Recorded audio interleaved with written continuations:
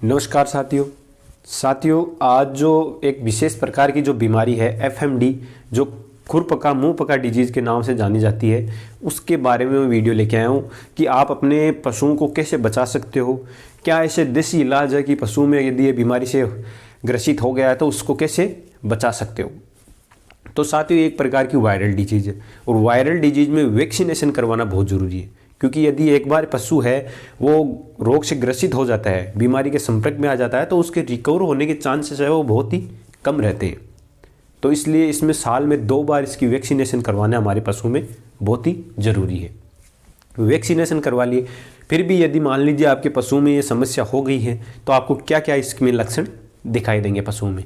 तो सबसे मेन उसमें क्या होगा, उसके सबसे पहले जो चाहे छोटा पशु हो चाहे बड़ा पशु हो, उसमें क्या उसके जो पैर हैं उनमें अकड़न आ जाएगी, वो उसके उठने बैठने में दिक्कत रहेगी, उसके पैरों में दर्द हो जाएगा। दूसरे तीसरे दिन बाद में उसमें पशु में क्या होगा, उसके मुंह में छाले हो जाएंगे, जिससे वो खाना पीना भी बिल्कुल है वो धीरे धीरे बंद कर देगा। साथ ही साथ उसमें बुखार भी रहेगा, यानी पशु को बार बार बुखार आता रहेगा। तो ये मेन उसमें लक्षण दिखाई देंगे। और जो दूधारू पशु है उनमें दूध बिल्कुल कम हो जाएगा, अचानक से दूध की गिरावट आ जाएगी। तो ये लक्षण दिखाई दे तो हमें समझ लेना है कि, और मुंह से लार भी टपकती रहती है पशु की, तो ये लक्षण दिखाई दे तो हमें समझना है कि हमारे पशु में एफएमडी है वो आ चुकी है, जो मुंह फका रोग है वो आ गया है। तो ये आने के बाद में अपन उनको विशेष ध्यान क्या रखना है। मान लीजिए आपके घर में नहीं है ये, आपके बाड़े में नहीं है ये, दूसरे जो पड़ोस में है, गांव में है, तो भी आप क्या कर सकते हो। तो आप सबसे पहले तो अपने बाड़े में, यानी उसके पैरों की सुरक्षा करनी है पशु की। तो उसके लिए आप जो चूने का जो नॉर्मल जो पाउडर आता है उसको अपने बाड़े में हल्का हल्का बिखेर देना है, जिससे उनके जो पैरों में संक्रमण है वो न हो। ये तो था पहला तरीका।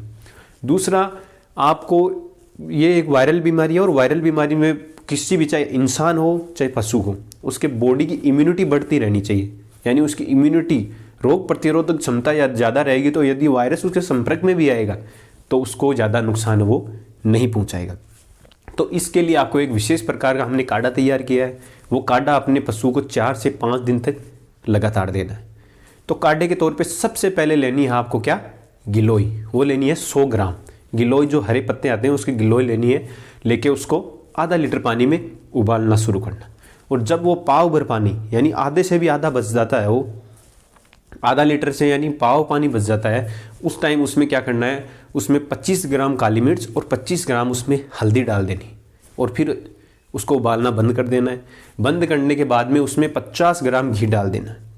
ये डाल के उसको हल्का गुनगुना पशु को पिलाना है। ये तो था उन पशुओं के लिए जो गैपीन नहीं है, यानी जो प्रेग्नेंट नहीं है पशु, उनको देना है 4 से 5 दिन तक। अब ये पशु में अगर बीमारी आ गई है तो भी दे सकते हो, और यदि बीमारी नहीं आई है तो भी उसकी इम्यूनिटी बढ़ाने के लिए अपन उसको दे सकते हैं। बाकी जो पशु प्रेग्नेंट है उनमें गिलोय हटा देनी है, बाकी डोज सेम रखनी है, गिलोय हटा देनी है। और गिलोय हटा के उसकी जगह आप 25 ग्राम तुलसी के पत्ते हैं वो ऐड कर देने। तो ये तो अपने पशु को काढ़े पिलाते रहना है। दूसरा, यदि ये बीमारी हो गई है और उसके मुंह में छाले हो गए तो उसके लिए आपको क्या करना है। तो उसके लिए आपको सबसे बेस्ट तरीका रहता है कि नीम के पानी, जो नीम की जो पत्तियां हैं उसको पानी में उबालना है। उबाल के फिर पशु को मुंह को उससे नीम के पानी से धोना है।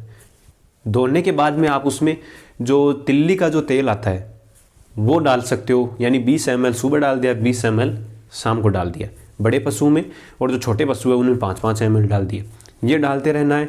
और साथ में यदि ये नहीं लगा रहे हो आप, तो जो नारियल का तेल आता है नीम के, वही नीम के पत्तों से पानी से धोना है और फिर नारियल का तेल प्लस हल्दी उसमें मिला के वो पशु के मुंह में लगा देना है।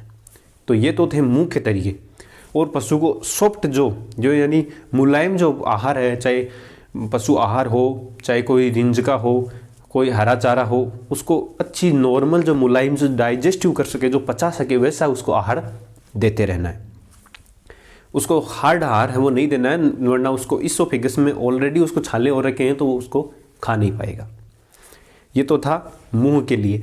बाकी जब तक पैरों में समस्या नहीं हो उससे पहले पैरों को बिल्कुल ही नहीं छेड़ना है।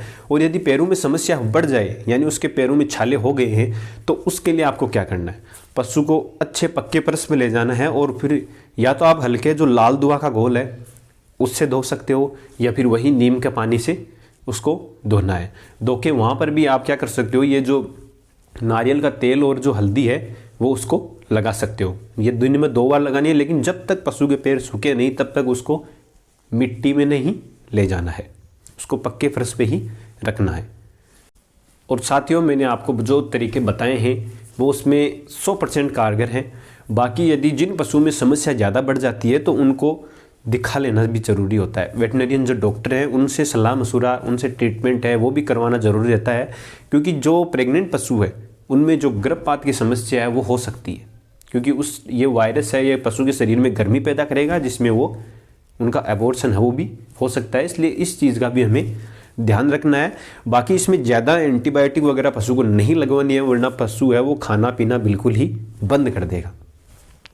नॉर्मली इसका इलाज है वो करवाना है। तो ये था एक जो FMD जो मुंह पका खुरपका जो डिजीज़ है, जो एरिया विशेष में फैलती है तो उस एरिया में पूरे में फैल जाती है। हालांकि ये समस्या अभी राजस्थान एरिया में फैल रही है, तो उसके बारे में जो ये वीडियो मैंने आपको के माध्यम से आपको मैंने जो जानकारी देने की कोशिश की है, उम्मीद है वो आपको जानकारी पर्याप्त मिली होगी। थैंक यू, धन्यवाद।